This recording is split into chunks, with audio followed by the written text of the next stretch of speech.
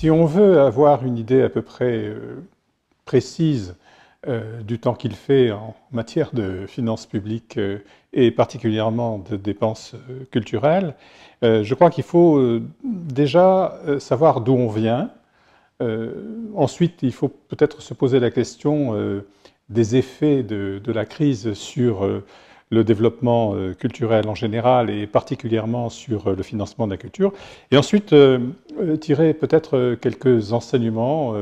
Bon, alors les prévisions météo n'engagent que ceux qui les font. Et on sait très bien que ce qu'il y a entre les chiffres que mesurent les matériels météo et le ressenti de la température, il y a tout un abîme. Donc c'est peut-être ce point qui est le plus important de tous. D'où on part, c'est la première crise, qui a été un véritable coup de torchon, de 2014-2015, qui voit les dépenses des collectivités locales chuter de près d'1 milliard, ce qui ne s'était jamais vu auparavant. Donc on peut dire que là, le monde culturel a été touché de plein fouet par une crise dont les prodromes sont anciens, en fait c'est 2008-2009, mais c'est en 2014, les votes de budget 2014 qui ont été absolument désastreux, continués par ceux de 2015, 2016, jusqu'en 2017. Donc le monde culturel a déjà été frappé une première fois et a perdu énormément de moyens. Et donc ce qui survient aujourd'hui, c'est éventuellement une deuxième crise. Alors la question est de savoir quelle sera son ampleur. Est-ce qu'elle sera de même ampleur que celle de 2014 ou est-ce qu'elle sera atténuée, notamment parce qu'on aura peut-être pris des leçons de 2014. Dans nos enquêtes de conjoncture que nous faisons maintenant depuis plusieurs années avec le soutien du département d'études et prospectives du ministère de la Culture, c'était une remontée progressive mais affirmée du niveau des dépenses culturelles de l'ensemble des collectivités territoriales, particulièrement des villes et particulièrement au sein du bloc communal des établissements publics de coopération intercommunale, notamment des métropoles. Donc une remontée continue qui, disons, nous mettait dans un état d'esprit un peu optimiste par rapport à l'avenir. Donc nous sommes partis avec l'idée que 2019 serait une bonne année, au fond, pour les finances publiques en général et pour les dépenses culturelles en particulier. Puis la crise est arrivée. La crise oblige les collectivités locales à réfléchir à ce qu'elles doivent faire. La première des choses, et leur premier devoir, sans doute, c'est un devoir de solidarité à l'égard des institutions, des associations qui sont les plus impactées par la crise. Et de ce point de vue, évidemment, tous les acteurs culturels ou toutes les institutions culturelles ne sont pas logés à la même enseigne. Celles qui sont des institutions classiques, avec des budgets récurrents, avec notamment aussi des budgets qui sont abondés par plusieurs sources, par plusieurs collectivités, ont sans doute moins souffert que les institutions qui dépendent d'un seul financeur ou qui sont des associations qui dépendent de l'économie sociale et solidaire et qui travaillent sur des projets, qui sont financés sur projet. Alors ceux-là ont été évidemment parmi les plus touchés par la crise. Mais on s'est rendu compte aussi d'un phénomène qu'on n'avait peut-être pas anticipé, c'est qu'avec le temps, ces dernières années, on a insisté beaucoup sur le fait qu'il fallait un modèle financier vertueux des institutions culturelles. Et qu'est-ce que ça veut dire être vertueux?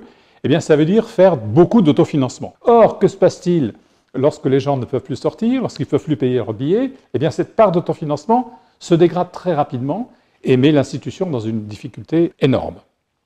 Donc, on voit bien que, à la fois, le modèle vertueux des institutions publiques et en même temps le modèle de l'économie sociale et solidaire, qui lui est beaucoup plus fragile, eh bien, sont atteints de la même façon. Alors, le premier devoir des collectivités, comme je l'ai dit, c'est d'être solidaires. Et ce qu'elles ont fait, dans une large mesure, elles ont été solidaires, soit en créant des fonds de soutien. Par exemple, beaucoup de régions ont créé des fonds de soutien, les départements aussi, les villes aussi, Et quand elle n'en créait pas, eh bien, elle pouvait abonder au fonds de soutien créés par d'autres institutions. Donc il y a eu, je pense, un relais par ces fonds de soutien qui a été intéressant. Puis, en 2020, le plan de soutien du ministère de la Culture qui a quand même eu un effet tout à fait essentiel. Il y a eu un effort collectif de soutien. Cependant, les collectivités territoriales et les villes n'ont pas échappé à cet effet de ciseau qui veut qu'on a à la fois une baisse des recettes, je viens d'en parler, et en même temps une hausse de dépenses non prévue.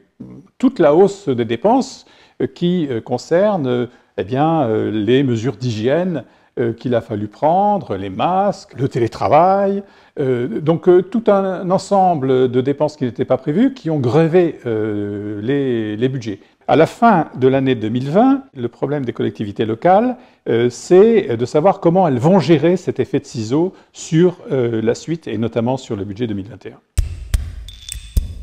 Le dilemme auquel les collectivités territoriales sont confrontées aujourd'hui, c'est celui de savoir comment elles vont gérer l'ensemble de leurs dépenses publiques, compte tenu du fait que nous avons ce précédent de 2014 où la culture a servi de variable d'ajustement. Et donc la question d'aujourd'hui, c'est de savoir si on va répéter ce système où la culture est dépriorisée parmi les investissements des collectivités territoriales, ou si au contraire on va prendre en compte le fait que l'opinion publique a montré d'une manière très nette, et ça je crois que c'est quelque chose qu'il faudra garder en tête pour l'avenir, qu'elle était extrêmement attachée aux loisirs culturels et que ça lui a énormément manqué. Les terrasses et les sorties culturelles ont beaucoup manqué aux Français et je pense qu'il faut que les responsables en soient absolument persuadés. Donc, si la culture est dépriorisée dans les budgets, et j'ajoute que ça n'est pas une particularité française, on le voit d'un point de vue international. Toutes les grandes villes ont fait ce choix. On est devant un dilemme. On ne pourra pas retrouver un bon niveau de dépenses publiques pour la culture si la crise dure encore plusieurs mois, voire sur toute l'année 2022. Donc je pense que le premier élément d'incertitude est lié à la durée de la crise. Alors, si cette crise s'estompe, si 2022 est à peu près une idée normale, la question qui va se poser est la suivante. A-t-on besoin de revenir au même niveau de dépenses culturelles que celui que l'on avait en 2019, ou doit-on modifier les priorités politiques de la gestion de l'action publique locale? Voilà la question. Et cette question est posée, me semble-t-il, non seulement en raison de la crise, mais en raison aussi de signaux politiques beaucoup plus inquiétants qui nous sont venus des élections de mars 2020, où on a vu des équipes municipales arriver au pouvoir et modifier de manière extrêmement importante la structure de leurs dépenses culturelles, le niveau de leurs dépenses culturelles, et donc leur choix. Et finalement, je pense que le vrai problème que le monde culturel doit se poser, alors quand je dis le monde culturel, c'est évidemment l'ensemble des acteurs de terrain, les politiques, ceux qui réfléchissent au devenir du développement culturel, la question qui doit se poser est la suivante. Est-ce qu'il faut modifier la structure des dépenses culturelles? Dans quel sens et selon quel type de choix?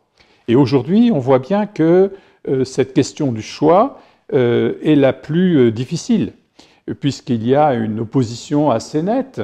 Par exemple, des nouvelles municipalités acquises par les écologistes, les Verts, qui remettent en cause, d'une manière extrêmement explicite, un certain nombre de choix qui avaient été faits depuis les années 80. Donc nous sommes à la veille d'un véritable aggiornamento des politiques culturelles, où l'on doit se poser la question de ce qui fait sens pour nous dans l'avenir, et de la manière dont on peut accompagner les changements sans briser évidemment ce qui a été acquis.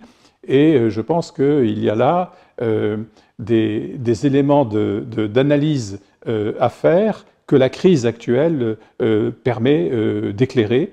Et je suis à peu près persuadé que 2022 va être une année de réflexion profonde, de remise en cause peut-être, et pourquoi pas d'un nouveau départ.